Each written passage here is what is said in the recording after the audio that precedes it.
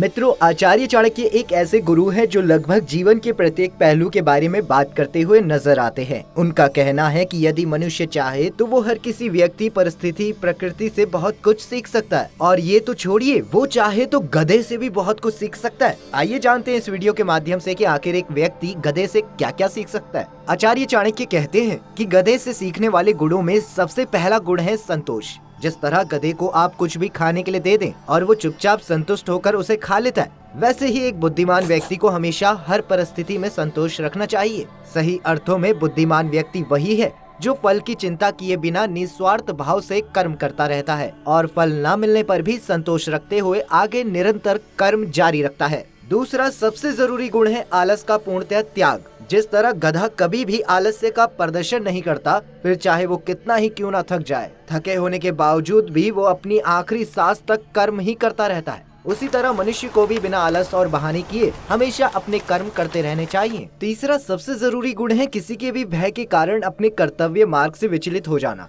आचार्य चाणक्य कहते हैं कि गधा हर मौसम में अपना काम करते रहता है, उसी तरह इंसान को भी प्रत्येक मौसम, फिर चाहे वो सर्द हो या फिर गर्म, उसे इससे जरा भी फर्क नहीं पड़ना चाहिए। अगर कोई व्यक्ति मौसम के सर्द और गर्म होने से अपने कर्तव्य से विचलित होता है तो वो अपने लक्ष्य से भटक सकता है। इसलिए बिना कोई बहाना किए और बिना किसी डरे हमेशा अपने लक्ष्य की ओर ही बढ़ते रहे।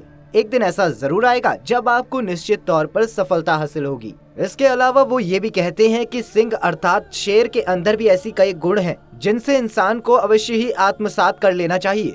सबसे पहला गुण है अपने चित्त को एकाग्र रखना। आचार्य चाणक्य के अनुसार शेर जब शिकार करने की सोचता है तो एकाग्र होकर बैठ जाता है, लेकिन जब उसे लगता है कि अब शिकार पास है तब वो वार करता है, और वो भी बिना कोलाहल किए, ताकि शिकार को उसकी गतिविधि का पता ना चल सके।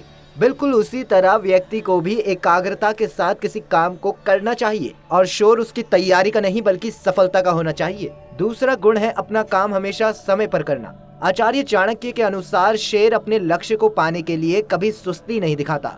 उसे जो करना होता है वो तुरंत करता है और उसे पा भी लेता है। मनुष्य को भी ऐसा ही करना चाहिए, अपने किसी काम को कल पर कभी नहीं छोड़ना चाहिए। तीसरा गुण है कभी भी हिम्मत नहीं हारना।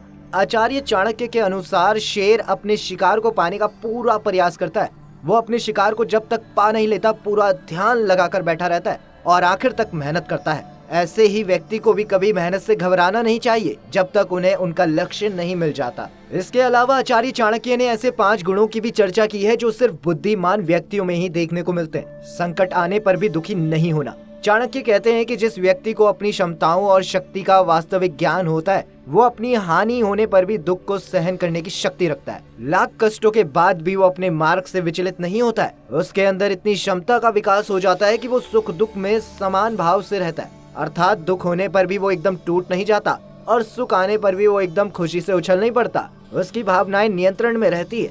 सामान्य लोग उसके अंदर चल रहे भावनाओं के गणित को समझ नहीं पाते और वो हमेशा शांत ही दिखाई देता है, इसीलिए उसे बुद्धिमान कहा जाता है। अब जो गुण मैं आपको बताने वाला हूँ वो तो बहुत ही जरूरी है, यानी अपनी योजनाओं को गुप्त रखना।